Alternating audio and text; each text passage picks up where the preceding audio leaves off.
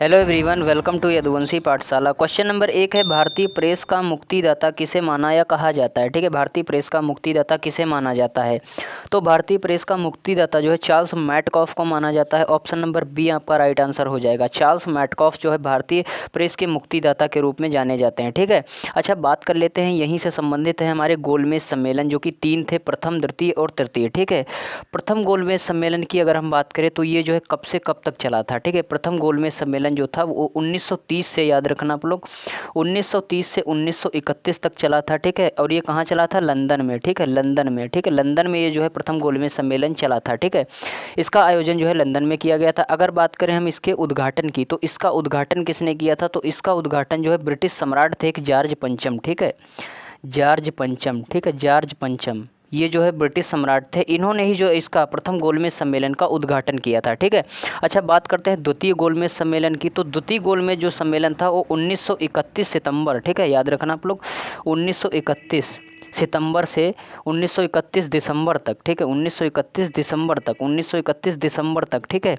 1931 दिसंबर तक, यानी 1931 सितंबर से 1931 दिसंबर तक द्वितीय गोलमेज सम्मेलन जो है चला था। ठीक है, और इसके जो है गांधी जी ने इस कांग्रेस के प्रतिनिधि के रूप में भाग लिया था। ठीक है, इसमें जो है गांधी जी ने, महात्मा गांधी जी ने जो है प्रतिनिधि के रूप में, किसके, कांग्रेस के प्रतिनिधि के रूप में भाग लिया था द्वितीय गोलमेज सम्मेलन में। ठीक है, जो कब से कब तक चला था, 1931 से 1931 दिसंबर तक, सितंबर से दिसंबर तक। ठीक है, अच्छा बात करें अगर तृतीय गोलमेज सम्मेलन की। ठीक है, तो तृतीय गोलमेज सम्मेलन कब से कब तक चला और इसमें जो है प्रतिनिधि के रूप में किसने भाग लिया।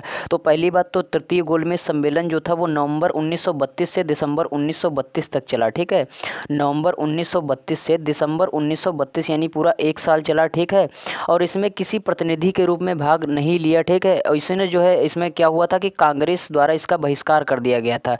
इस सम्मेलन जो लंदन में चला था नवंबर 1932 से दिसंबर 1932 तक। ठीक है, जो लंदन में चला गया था तृतीय गोलमेज सम्मेलन। ठीक है, इसमें कांग्रेस द्वारा इसका बहिष्कार कर दिया गया था, याद रखना आप लोग। ठीक है, अगला क्वेश्चन है क्वेश्चन नंबर 2, अंग्रेजों ने सर्वप्रथम अपनी व्यापारिक कोठी कहाँ स्थापित की थी। अंग्रेजों ने सर्वप्रथम अपनी व्यापारिक कोठी कहाँ पर स्थापित करी थी। ठीक है, तो अंग्रेजों ने सर्वप्रथम जो है अपनी व्यापारिक कोठी जो थी वो सूरत में स्थापित करी थी। ऑप्शन नंबर सी आपका राइट आंसर हो जाएगा। ठीक है, सूरत में जो है अंग्रेजों ने सर्वप्रथम अपनी व्यापारिक कोठी स्थापित करी थी। ठीक है, अच्छा कूका आंदोलन किसने चलाया था।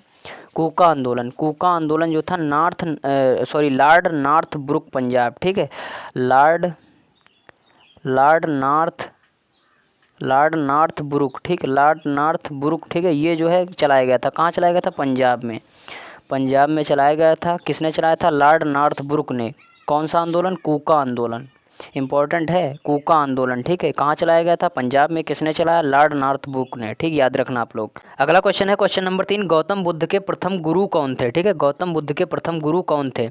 तो गौतम बुद्ध के प्रथम गुरु जो थे वो अलार कलाम थे। ऑप्शन नंबर ए आपका राइट आंसर हो जाएगा। ठीक है, अलार कलाम जो थे वो गौतम बुद्ध के प्रथम गुरु थे। ठीक है, अच्छा गौतम बुद्ध ने अपना प्रथम उपदेश कहाँ दिया था। तो गौतम बुद्ध ने अपना प्रथम उपदेश जो थे वो सारनाथ में दिया था। कहाँ दिया था, सारनाथ में। ठीक है, सारनाथ में गौतम बुद्ध ने अपने प्रथम उपदेश दिया था। अच्छा प्रथम जो दिया था वो सारनाथ में दिया था, लेकिन ज़्यादातर कहाँ दिए थे, मतलब गौतम बुद्ध ने अपने उपदेश ज़्यादातर कहाँ दिए थे, तो श्रावस्ती। श्रावस्ती एक जिला पड़ता है। ठीक है, श्रावस्ती, उसी में जो है गौतम बुद्ध ने अपने ज़्यादातर उपदेश दिए हुए हैं। ठीक है, अच्छा गौतम बुद्ध का महापरिनिर्वाण कहाँ हुआ था। तो गौतम बुद्ध का महापरिनिर्वाण कुशीनगर में हुआ था। ठीक है, कुशीनगर ये एक ज़िला है। ठीक है, जो कि देवरिया में पड़ता है, जो कि उत्तर प्रदेश में पड़ता है। ठीक है, मैं आपको प्रीवियस वीडियो में बता चुका हूँ। अच्छा बुद्ध का जन्म कहाँ हुआ था, महात्मा बुद्ध का जन्म कहाँ हुआ था। तो महात्मा बुद्ध का जन्म लुम्बिनी में हुआ था। कहाँ हुआ था, लुम्बिनी में, लुम्बिनी में हुआ था। ठीक है, लुम्बिनी में महात्मा बुद्ध का जन्म हुआ था। ठीक है, अच्छा महात्मा बुद्ध के बचपन का नाम क्या था। महात्मा बुद्ध के बचपन का नाम क्या था। तो महात्मा बुद्ध के बचपन का नाम सिद्धार्थ था।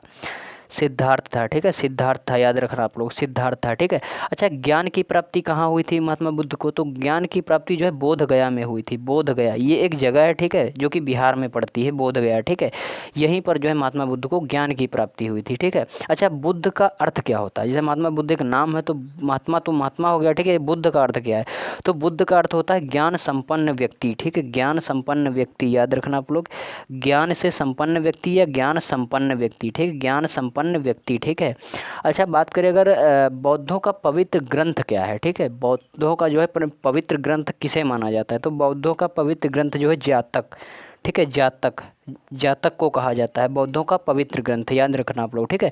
अच्छा, बुद्ध के गृह त्याग का प्रतीक क्या है? मतलब बुद्ध के जो गृह त्याग की घटना है उसको किस प्रतीक से प्रदर्शित किया जाता है? तो घोड़ा, ठीक है, घोड़ा, घोड़ा, घोड़ा जो है ये जो है बुद्ध के गृह त्याग के प्रतीक का बोल सकते हैं एक दर्शन है, एक प्रतीक है, ठीक है, बुद्ध के गृह त्याग का। अगला क्वेश्चन है, भारत में अंग्रेजों के समय प्रथम जनगणना किसके कार्यकाल में हुई थी? ठीक है, भारत में अंग्रेजों के समय जो प्रथम जनगणना हुई थी वो किसके कार्यकाल में हुई थी?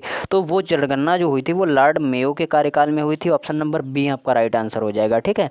अच्छा, हड़प नीति का जन्मदाता किसे कहा जाता है? हड़प नीति का जन्मदाता, तो हड़प नीति का जो जन्मदाता है वो लॉर्ड डलहौजी, ठीक है, याद रखना आप लोग, लॉर्ड डलहौजी, लॉर्ड डलहौजी जो है वो हड़प नीति का जन्मदाता कहा जाता है, ठीक है। अच्छा, द्वैध शासन को किसने समाप्त किया था? द्वैध शासन, एक शासन था द्वैध शासन, इसको जो है किसने समाप्त किया था? तो इसको जो है वारेन हेस्टिंग्स, ठीक है, वारेन हेस्टिंग्स, वारेन हेस्टिंग्स, ठीक है, हाँ हेस्टिंग्स, इसने जो है द्वैध शासन को समाप्त किया था। अच्छा, ठीक है।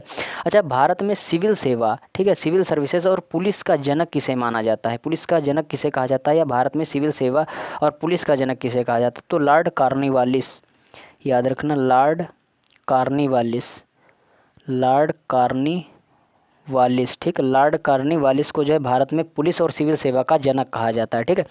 अच्छा, एक ऐसे वायसराय बताओ जिनकी हत्या भारत में हुई थी, ठीक है। तो लॉर्ड मेयो, याद रखना आप लोग, लॉर्ड मेयो, ठीक है, यही जो थे लॉर्ड मेयो, ठीक है, इनकी हत्या जो है भारत में ही हुई थी। कहाँ हुई थी? पोर्ट ब्लेयर में, ठीक है। इन्होंने जो है 1869 से 1872 तक, ठीक है, भारत के वायसराय के पद पर रहे। इन्होंने भारत के वायसराय के पद पर अपनी भूमिका निभाई, जिसके तत्पश्चात जो है पोर्ट ब्लेयर में इनकी हत्या हो गई, ठीक है, मतलब भारत में इनकी हत्या हो गई, याद रखना आप लोग। अगला क्वेश्चन है, सबसे नवीनतम वेद किसे कहा जाता है, या सबसे नवीनतम वेद कौन सा वेद है? ठीक है, तो सबसे नवीनतम वेद जो है वो अथर्ववेद है। ऑप्शन नंबर ए आपका राइट आंसर हो जाएगा, अथर्ववेद, ठीक है। इसमें कुल कितने मंत्र हैं? तो अथर्ववेद में 731 मंत्र हैं, याद रखना आप लोग, 731 मंत्र जो है अथर्ववेद में है, ठीक है। अच्छा, अथर्ववेद जो है किस चीज़ की निंदा करता है? तो अथर्ववेद में सामान्यतः जादू टोने का वर्णन किया गया, तंत्र मंत्रों का वर्णन किया गया। तो ये जो है कन्याओं के जन्म की निंदा करता है, ठीक है, कन्या जन्म की निंदा जो है अथर्ववेद करता है, कन्या जन्म की निंदा जो है अथर्ववेद करता है, ठीक है। अच्छा, अथर्ववेद में सभा एवं समिति को क्या कहा गया है? तो अथर्ववेद में सभा एवं समिति को प्रजापति की 2 पुत्री कहा गया है, ठीक है, सभा एवं समिति को प्रजापति की 2 पुत्रियां हैं, ठीक है, ऐसे कहा गया है, ठीक है। अच्छा, सबसे पुराना वेद कौन सा है? तो सबसे पुराना वेद जो है वो ऋग्वेद है, याद रखना आप लोग, ऋग्वेद है, ठीक है। अच्छा, ऋग्वेद में कितने मंडल हैं? तो ऋग्वेद में 10 मंडल हैं। कितने मंडल हैं? ऋग्वेद में 10 मंडल हैं, ठीक है।